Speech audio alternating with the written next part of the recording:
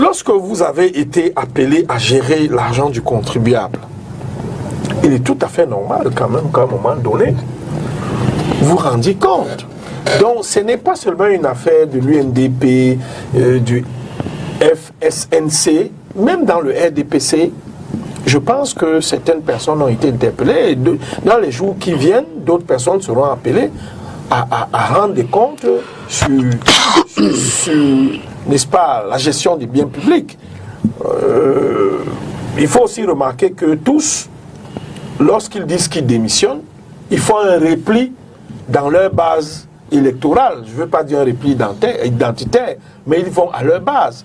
Sauf que ce qu'ils oublient, vous parlez tout à l'heure du sénateur Flambeau Ngayab, il est nommé par le président de la République, nommé par le chef de l'État, président d'un autre parti. Donc le RDPC a donné tellement de biscuits, a été tellement large avec ses alliés que je ne comprends pas pourquoi aujourd'hui nous allons sortir le couteau pour couper les têtes. Nous sommes en politique et il a bien dit, nous sommes à une élection à un tour. Il faut rester gentleman. Nous, RDPC, ça je vous assure, nous travaillons. Et je peux vous dire avec certitude, le paysage électoral au Cameroun a complètement changé. Je commence par la base de nos amis du SDF ou anciens amis du SDF. Le SDF n'a plus de base dans le nord-ouest et le sud-ouest. Les populations sont presque parties. Les populations ne votent presque plus. Ils sont éparpillés ici, dans la partie sud du Cameroun. Ça rabat les cartes. Avec la crise à l'extrême nord, avec Boko Haram, en 2018, excusez-moi l'expression, je ne sais pas si elle est péjorative, mais je ne sais pas quoi dire, ce que vous appelez, ou qu'on appelle les babanas sur la rue, là, aujourd'hui, qui conduisent les motos, ils ont plus de 21 ans, ils votent. Ça rabat le paysage électoral. Ils sont descendus des montagnes et ils sont actuellement dans les villes de Douala, Yaoundé et je crois même Ebolova, où il faut aller chercher l'électorat ailleurs. Donc, ce vivier dont on nous parle depuis que l'extrême nord, je vous assure, si vous allez à Elikam, sur les plus de 8 300 000 électeurs actuellement inscrits, nous n'allons plus dire que l'extrême nord est le fief. La chasse gardée. Non, même pas la chasse gardée, est la région qui élit le président. Parce que même aux États-Unis, ça existe. Lorsque vous avez gagné le Nebraska, le Kentucky, l'Arizona, certains États-là, vous êtes sûr que vous avez une tendance à gagner. Lorsque vous gagnez à l'extrême nord, avec, comme j'ai eu ici, les résultats du président Biya en 2018, l'extrême nord, 89% des plus de 1 million qui étaient inscrits. Et vous avez dans la Damawa c'est sensiblement l'ouest, le même électorat que l'ouest, sensiblement plus ou moins. Mais l'extrême nord était quand même une région phare où quand vous avez gagné avec un grand pourcentage, vous êtes sûr qu'avec quelques voix dans le centre, le sud et le littoral, vous pouvez déjà dépasser les 30% des électeurs. Donc dans une élection à un tour, on ne cherche pas forcément à avoir 50, 62 ou 72. Donc moi je ne vois donc pas la raison pour laquelle nous allons nous livrer à une chasse aux sorcières à nos anciens alliés. Ça ferait peut-être, vous étiez marié à une dame, une fois que le mariage finit, je vais te pourrir la vie, je vais arracher ta voiture, je vais prendre tes enfants. Je ne pense pas que le président Biya et ceux qui l'entourent, généralement, je pense au secrétaire général Kouité, nous, honnêtement, je ne vais pas dire que ça ne nous fait pas chaud ni froid, c'est regrettable, hein? On regrette, il faut prendre ça au sérieux et tenir compte de l'enjeu politique que ces deux alliés pesaient, mais nous sommes alliés à un tour, nous sommes à une élection à un tour, et on pense que le RDPC a encore tout pour se maintenir au pouvoir. Carlos Ngoualem, nous sommes à 4 mois de... 3 mois. 3 mois de l'élection présidentielle. Quel crédit accordez-vous à ces sorties, à ces candidatures même déclarées de l'UNDP et du FSNC? Non, il faut prendre ça très très au sérieux. Parce que, contrairement à certains membres du gouvernement qui sont des fonctionnaires à qui le chef de l'État a donné le décret, M. Bello Bouba était un homme politique. M. Chiroma était un homme politique. Ils ont gagné le décret sur le terrain et non par la magnanimité du chef de l'État. Donc moi je pense que vous ne pouvez pas traiter ces deux hommes d'État comme vous traitez par exemple Manaouda Marachi par exemple. Non, le président Bello a été nommé par des cooptations. S'il vous plaît. Il n'a pas gagné à une élection comme en France ça se fait. Quand vous gagnez une élection en tant que député, vous pouvez aller être ministre parce que vous êtes populaire.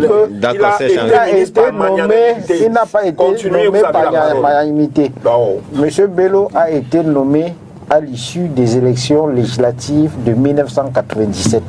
Il fut. Je ne parle pas du ministre Bello. Je parle de Chiroma. Vous avez dit que M. Bello Je parle du ministre Chiroma. Monsieur Bello a été nommé au gouvernement et c'est d'ailleurs le seul parti politique qui a une plateforme gouvernementale. Les autres membres du gouvernement issus des autres partis politiques n'ont pas de plateforme.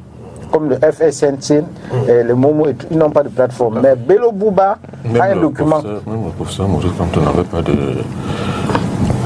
Oui, le professeur Maurice Kamto, quand il est entré dans le gouvernement, il n'avait pas de plateforme. Je ne sais pas. Il faut généraliser le contexte. Je crois que le professeur Kamto a démissionné depuis 2011 et il est entré au gouvernement après l'affaire Bakassi, où il était appelé à apporter son expertise et à pouvoir discuter avec les partenaires nigérians au même niveau. Parce que les gens avec qui il discutait étaient des membres du gouvernement au Nigeria et au Cameroun, il n'était pas ministre. Donc il a donc fallu qu'il soit nommé au gouvernement pour que, quand il discute avec ces gens-là, qu'ils discutent au même niveau. Quand j'ai fini de dire ça... excuse parce que les non, on ne parle pas de ça.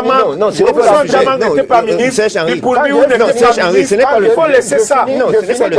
Non, Serge Henri, oui, mais c'est pas vrai. J'ai ouvert une parenthèse et je la referme. C'est une parenthèse, s'il vous plaît. J'ai ouvert une parenthèse et je la referme. Ça aux électeurs qui nous suivent. Je la referme pour dire que... Voilà, mais c'est faux. Pour dire que M. Bello et M. Chiroma, c'est des hommes politiques de poids lourd.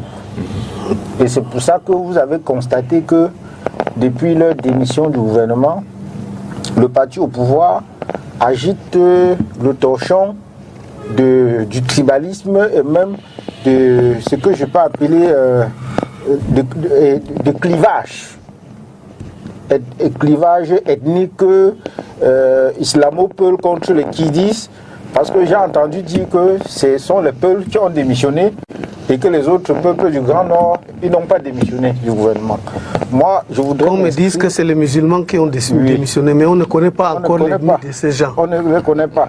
Eux-mêmes, s'ils se mettent à vous dire que je suis de telle ethnie, je m'inscris. Moi, par exemple, je suis Giziga. Voilà. De père. Voilà. Guidard de mère. Ça ne veut pas dire que je suis Peul. Voilà. Ouais. Mais grandement, j'ai le nom arabe, Bouba Yaya. Monglo, c'est le nom Guidard. Donc, je voudrais donc m'inscrire en faux contre cette tentative de tribalisation du jeu politique qui est le sport favori du parti au pouvoir. Je pense que le Grand Nord, c'est une localité qui connaît beaucoup de problèmes. D'ailleurs, tout le Cameroun entier connaît les problèmes, mais les responsables politiques du Grand Nord, lorsqu'ils décrivent la situation là-bas, j'ai l'habitude d'acheter le journal de mon ami Guibaï Gatama, L'Œil du Sahel, qui décrit des situations abracadabrantes au nord, où plus d'1 million d'enfants et c'est lui qui parle de 10 millions de nordistes. Vont à l'école et prennent les cours assis à même le sol. Pour ça, c'est vérifié. Je pense que c'est des choses qui sont totalement inhumaines. Lorsque vous êtes président de la République et après 43 ans au pouvoir, vous avez encore ce genre d'image dans votre pays, vous devez quand même vous poser des questions. Je voudrais également dire que je refuse de juger Bello ou M. Chiroma parce que c'est des hommes politiques qui ont connu des aides et des pas mûrs dans ce pays. M. Bello Bouba, après le coup d'État du 6 avril 1984, a été contraint de vivre en exil. Monsieur Issa Chiroma, c'est un ancien prisonnier politique dans ce pays. Et donc, vous ne pouvez pas juger des gens qui ont des trajectoires comme celle-là, c'est-à-dire des gens qui ont souffert dans leur chair et qui ont dû adopter une posture politique dans un exercice de suivi, je pourrais dire ça comme ça, politique, pour relancer leur carrière. Il aurait pu mourir en prison. On ne parlerait plus de lui. Donc, moi, je pense que le Cameroun aujourd'hui est à la croisée des chemins. Et je voudrais saluer le courage politique de M. Chiroma et de M. Bello Bouba-Magari qui ont eu le courage de démissionner. Parce que la démission au Cameroun est un acte de courage. Moi, je vois par exemple des ministres, lorsqu'on leur pose la question de savoir s'ils peuvent démissionner, ils disent moi, quoi? Vous parlez de quoi? Donc, quand vous voyez des gens qui démissionnent, et quand vous regardez l'histoire des gouvernements au Cameroun, après 43 ans au pouvoir, c'est à peine 5 ministres qui ont eu à démissionner du gouvernement. À peine 5 qui ont eu à démissionner. Ça veut dire que démissionner du gouvernement est un événement au Cameroun. Et ce qui m'intéresse, c'est que j'ai lu la vingtaine de pages de ce que M. Chiroma a proposé aux Camerounais. Et moi, j'ai vu du Chiroma dans cette vingtaine de pages qu'il a publié, à savoir l'homme politique qui observe la société, qui prend des positions, qui propose. En réalité, c'était pratiquement un projet de société qu'il a présenté. Et moi, je pense, de mon point de vue, que les Camerounais qui veulent le changement dans le pays devraient plutôt applaudir. Moi, je pense que si quelqu'un est résolument du côté de l'opposition, il ne devrait pas fustiger l'acte qui a été posé par ces deux hommes d'État. Nous devons plutôt les féliciter parce que quand ils étaient dans l'alliance avec le RDPC, il y avait le Grand Nord qui, d'abord d'un point de vue psychologique, était déjà un problème pour l'opposition. Parce qu'on savait déjà que tous les leaders politiques du Grand Nord sont du côté du RDPC. Et le RDPC, dans sa propagande, présentait l'axe Nord-Sud comme étant l'équation pour gagner les élections et continuer de régner à la tête. Aujourd'hui, que cette équation n'existe plus. Parce que ça n'existe plus. Contrairement à ce que j'ai entendu... C'est quoi? Excusez-moi. Contrairement à ce que j'ai entendu M. Grégoire Onadi sur RFI en disant qu'ils ne sont pas les seuls hommes politiques et qu'on va nommer d'autres personnes. Moi, je rappelle toujours aux gens que la politique, c'est une question de rapport de force. Et le rapport de force est sur le terrain. Ce n'est pas dans les proclamations, ce n'est pas dans la propagande. M. Chiroma et M. Bello Bouba, ce sont des gens qui ont le terrain. Et on ne peut pas envisager le combat de l'alternance dans ce pays en excluant ces deux-là. Maître René Roger Bébé, quel impact ces deux sorties FSNC et UNDP pourra avoir sur le socle politique dans le Grand Nord? Très bien. Je voudrais d'abord dire que, bon, c'est vrai que, comme l'a dit M. Kelbert, dans une élection à un tour, on ne se focalise pas beaucoup sur le pourcentage. Il suffit d'arriver en premier pour passer. C'est vrai, ça c'est sur le plan légal. Mais sur le plan de la légitimité politique, ça pose un problème. Ça pose un problème. Bon, je vois depuis le début de l'émission l'effort que fait Carlos Ngoualem pour essayer d'amadouer M. Issa Chiroma et Bello Bouba. Depuis le début de l'émission, il est venu chanter leur louange. La stratégie de leur parti. Vous comprenez? Mais je dis que cette approche, c'est une approche en vue du mariage de la carpe et du lapin. Vous comprenez, hein? Parce que le candidat, nous sommes tous de l'opposition. Vous comprenez? Que ce soit ceux qui nous ont rejoints dans l'opposition aujourd'hui, ou Carlos et moi, nous sommes de l'opposition. Mais il faut se dire d'abord les vérités, avant d'aller même vers un rapprochement ou vers une mutualisation. Il faut se dire les vérités, devant les Camerounais. Vous comprenez? Donc, dire qu'il faut applaudir, non. Mais je ne dis pas qu'il faut les exclure du combat en vue de la conquête du pouvoir. Ils sont des partenaires. Nous allons voir comment nous pouvons travailler avec eux. Maintenant, vous me posez la question de savoir quel peut être l'impact de leur démission, donc de leur reversement dans l'opposition en vue de la conquête du pouvoir. Oui, nous devons travailler avec eux. Vous comprenez? Nous devons travailler avec eux. Mais il ne faut pas qu'ils viennent avec l'idée que le Grand Nord, c'est-à-dire le Septentrion, est leur chasse gardée. Non. Permettez-moi. Vous comprenez? Parce que c'est ce que je sens en eux. Mais je voudrais leur rappeler. Attendez. Ne cherche pas les alliés. Je ne sais pas, je ne parle pas au nom de... Attendez. Oui. Je voulais lui dire que en 92, ils étaient au plus fort de leur notoriété. Ils n'étaient pas premiers dans le Septentrion. Ils n'étaient même pas deuxième. Le RDPC était premier, le SDF était deuxième, et ils sont arrivés troisième. Bello Bouba est arrivé troisième à l'élection présidentielle. Même les élections présidentielles qui ont suivi, Garga Aman Adji, qui était très célèbre à l'époque et tout, avait été battu systématiquement par des candidats qui n'étaient pas du Septentrion. Or, aujourd'hui, M. Kelbey vous l'a dit avec beaucoup de pertinence, il y a redistribution des cartes. Dans le Grand Nord. Dans le Cameroun entier, y compris dans le Grand Nord. Je vous ai parlé par exemple de la percée de quelqu'un comme Cabral Libi dans le Grand Nord. C'est indéniable. C'est indéniable. Aujourd'hui, les populations du Septentrion savent que Cabral Libi les porte dans leur cœur. Ils ont une place particulière dans le cœur de Cabral. Vous ne pouvez donc pas leur dire que... Oui, bien sûr. Bien sûr. Non, on ne parle pas. Bien sûr. Mais vous êtes du FNC ou bien vous êtes du MNC?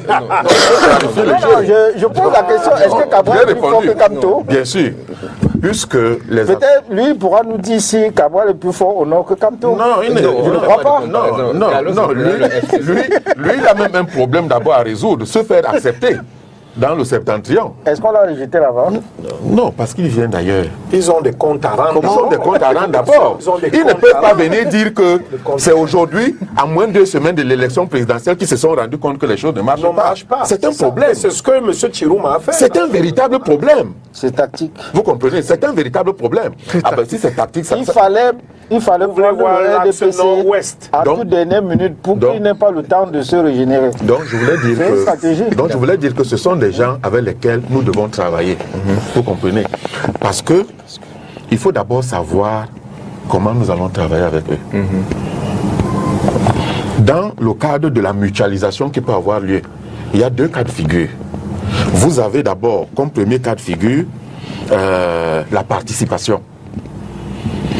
La participation dans le cadre d'une mutualisation. La participation veut dire que vous venez, vous entrez dans un régime ou dans un système en vertu de votre compétence spéciale que vous avez ou bien en vertu d'un point de votre programme que vous allez développer. Vous comprenez? Ça, c'est la participation. Alors, quand vous prenez le cas de l'alliance, il y a là 2 modalités. Il y a le partenariat, c'est-à-dire vous venez, vous négociez. Vous négociez soit des postes, soit qu'on prenne certains points de votre programme pour l'intégrer dans le programme d'action générale. Ça, c'est le partenariat. Mais il y a aussi la soumission. C'est-à-dire vous entrez sans condition. Vous ne négociez rien. Phagocytose. S'il vous plaît, attendez. On vous phagocyte. Vous reniez même à la limite. Vous comprenez? Bon, je pense que c'était le cas, même s'ils avaient cette alliance-là. Cette plateforme, je vais dire. Je ne pense pas qu'un seul point de cette plateforme a été respecté. D'ailleurs, ils vous le disent eux-mêmes. Vous comprenez? Mais nous devons les intégrer dans le combat. Après leur avoir dit la vérité, nous devons les intégrer dans le projet de reconquête du pouvoir. Ça peut être dans le cadre d'une candidature unique, mais il ne sera pas question de leur donner le leadership, c'est-à-dire la tête de cette mutualisation. D'accord. Bouba Monglo, il ne sera pas question. À 3 mois de l'élection présidentielle, est-ce que le calcul de l'UNDP n'a pas été un peu biaisé pour conquérir l'électorat sur le terrain? L'UNDP a existé depuis 1991, je crois. Donc, depuis le 25 mars 1991, c'est la date de création de l'UNDP. Ça veut dire que l'UNDP s'est préparé depuis cette création. Et d'ailleurs, nous avons dans les 10 régions nos organes de base, dans les 10 régions du Cameroun. Alors, avec ces responsables au niveau de la base, l'UNDP a fait suffisamment du travail. Aujourd'hui, il suffit de continuer ce que nous, on a commencé à travailler sur le terrain. On était dans le renouvellement des organes de base jusqu'à nos jours qu'on n'a pas encore clos. C'est pour vous dire que nous sommes prêts pour les élections présidentielles. Je crois que, comme je l'ai dit, la panique est du côté de ceux-là qui se disent que nous, ils nous ont adoptés, comme disait quelqu'un. Ils vous ont soumis. Ils se disent qu'ils vous ont soumis. Ils nous ont soumis ou adoptés. C'est des termes qui existent. Mais je crois bien que la panique est rentrée dans ce camp. Qu'ils ne vous trompent pas. Ils vont tout dire. Qu'ils se sont préparés, ils sont prêts, ils vont gagner. Le RDPC est déraciné dans le Grand Nord. Et le RDPC est déraciné à l'ouest. Le RDPC est déraciné au nord-ouest et au sud-ouest. Le littoral de RDPC est déraciné. Vous allez le confirmer après les élections présidentielles. Je laisse encore le centre. L'Est a déjà écrit un mémorandum. Ils ont dit que plus jamais le RDPC. Il y a même le mémorandum du Sud. Ils ne sont pas dedans. Donc même au sud, les gens ont barré la semaine dernière les routes parce qu'ils n'ont pas l'électricité. C'est pas moi qui le dis. Donc le RDPC, ils sont forts dans l'aspect d'encourager, c'est-à-dire de se faire maintenir. Ils sont en panique. C'est tout ce que je puis dire. C'est la femme qui dit ça de son mari. Hein? Serge-Henri. Elle sait de quoi elle parle. Si, je voudrais qu'on fasse un peu un focus sur la sortie du ministre Chiroma pour avoir un peu votre avis là-dessus, parce qu'il a fait une sortie dans une vidéo d'à peu près 5 minutes, dans laquelle il a fait quand même des déclarations assez fortes. Je vais faire un petit résumé pour vous. Parlant du président Biya, il dit « Il n'a plus la force physique, ce n'est pas Paul Biya qui gouverne, pas de conseil de ministres en 14 ans, il est distant, des ministres décédés non remplacés, affaire Martinez-Zogo sans suite, il parle d'un syndrome de fin de règne, le gouvernement étant au service des puissances occultes. Il dénonce le fait que le chef de l'État soit inaccessible, on ne gouverne pas une nation, selon ses propos, par une procuration ou par délégation de pouvoir, le fait qu'il n'ait pas désigné quelqu'un qui puisse lui succéder donne l'impression que le pouvoir était sa propriété. Issa Chiroma Bakary, c'est un ministre, un baron de la République. On suppose que s'il fait des déclarations pareilles, il doit être à un certain niveau d'information. Quelle est votre analyse, votre commentaire à la suite de cette sortie? Comment est-ce que cette sortie du ministre est perçue au sein du RDPC, du pouvoir? Non, écoutez, on ne va pas faire la fine bouche. Hein. Je vais déjà commencer par dire que l'occasion faisant le larron, on comprend que l'occasion, c'est le chef de l'État qui n'a plus la vigueur d'un jeune homme de 40 ans. C'est tout à fait normal. Il n'apprend à personne que le président a de l'âge. Et je viens de vous dire que globalement, au niveau du triangle national, la classe politique camerounaise doit être régénérée. Je vous ai dit de suivre mon regard. Maintenant, il suffit seulement de voir un peu les correspondances gouvernementales qui sont publiées ces jours-ci. Pour nous qui avons commencé la politique il y a plus d'une trentaine d'années et qui sommes dans le RDPC il y a plus de 30 ans, on constate tout de suite que certaines instructions sont données qui ne portent pas l'esprit et la griffe du président national du RDPC. Oui, ça il faut le reconnaître. À un moment donné, je m'étais même offusqué en disant que tout cela nous portera préjudice. Surtout que certaines instructions sont faites ou données par des frangins politiques. Des gens qui, à l'époque, lorsque nous, dans les années 92, on avait accepté de porter le président Biya de l'accompagner, ne rêvaient même pas militer dans le RDPC. Ils sont arrivés, sans expérience politique, prennent des décisions qui, bien évidemment, accablent aussi même certains militants du RDPC qui savent comment le président Biya a toujours travaillé, comment est-ce qu'il travaillait. Et donc, on se pose des questions. Le portrait ou le récit que fait le ministre Chiroma, sur ce plan-là, on ne peut pas le nier. On ne peut pas le nier. Je pense que les conseils de ministres, on les voit, ne se tiennent pas, sont des réalités. Et c'est pendant les conseils de ministres qu'on a l'occasion de passer 45 secondes ou 1 minute à discuter d'un sujet important, même politique, avec le chef de l'État. C'est pas le 20 mai, lorsqu'il fait un tour de salle, il salue tout le monde, qui va discuter des choses importantes dans ce brouhaha. Tout à fait. Il y a aussi une partie très importante du Cameroun qui est carrément dans le coma, la non-tenue du Conseil supérieur de la magistrature, et le ministre Laurent Esso, ministre d'État, n'est-ce pas, garde des Sceaux, ayant dit qu'il a plus de 856 dossiers disciplinaires, n'est-ce pas, de magistrats qu'il devait soumettre au Conseil supérieur de la magistrature. Cela n'étant pas fait, je pense que la justice, qui est le socle, n'est-ce pas, de la régulation d'un État, aussi en pâtit. Au vu donc de tout cela, on peut se poser beaucoup de questions. Est-ce que le président national du RDPC a encore tous les leviers, surtout avec les récentes nominations des chefs de délégation permanente dans les départements, même dans le RDPC, un militant lucide qui a vu le président national travailler, se pose des questions. Bon, mais je pense que c'est une conversation interne dans le parti. Avant certainement les élections, les sections vont se réunir, comme d'habitude, pour discuter d'un certain nombre de doléances qu'on va faire monter au comité central, même si le bureau politique de notre parti ne siège pas depuis. On doit se poser un certain nombre de questions en interne.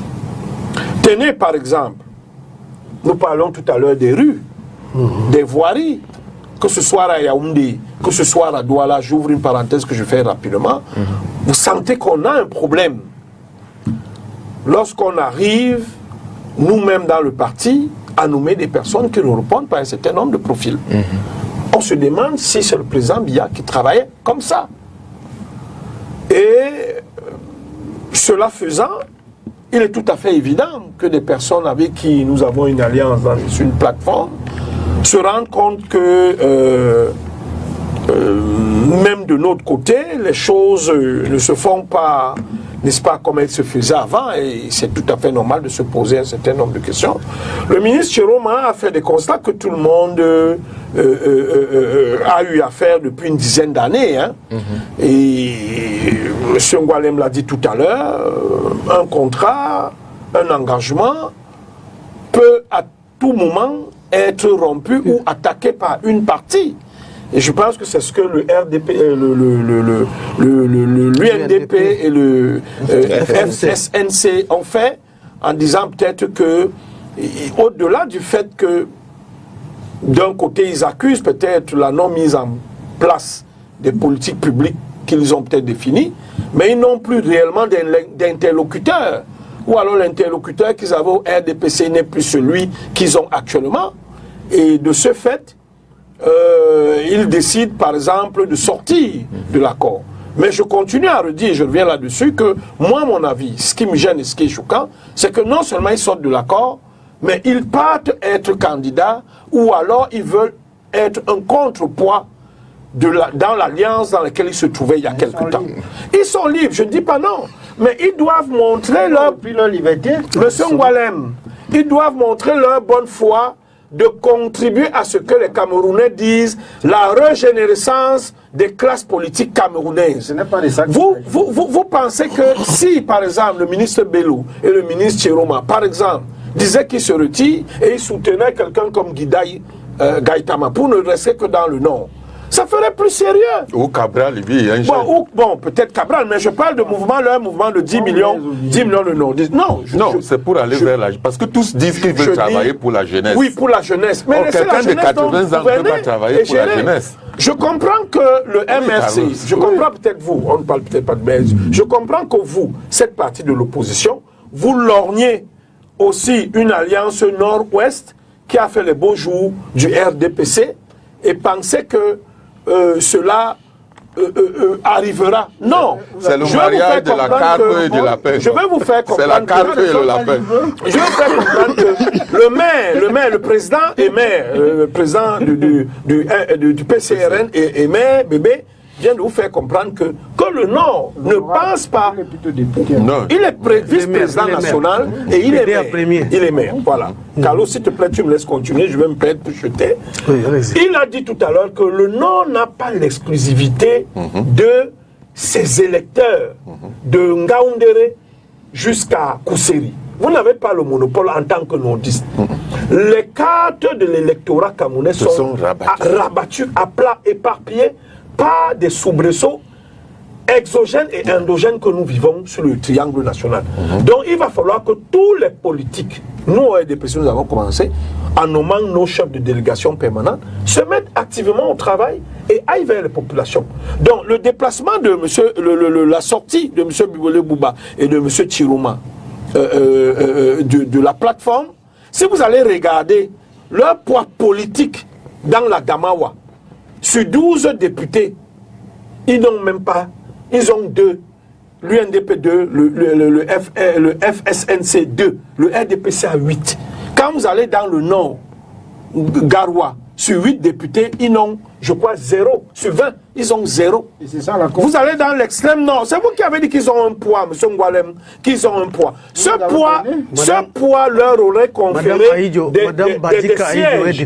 Ce poids leur aurait conféré des sièges. Des sièges qu'ils n'ont pas. Maintenant, allons dans les communes, allons dans les conseillers régionaux. Ils n'ont pas de véritable poids. Ce qui va se passer là, ils vont faire, par exemple, un regroupement du Grand Nord, des nordistes, mais il y aura toujours des défections parce que c'est un projet politique qui ne peut pas réussir au Cameroun. Et je chute en disant que la chance que le Cameroun a, c'est que ni les grands blocs, les 3 grandes composantes, le grand bloc ouest, le grand bloc nord et le grand bloc sud, personne ne peut arriver au pouvoir sans des alliances.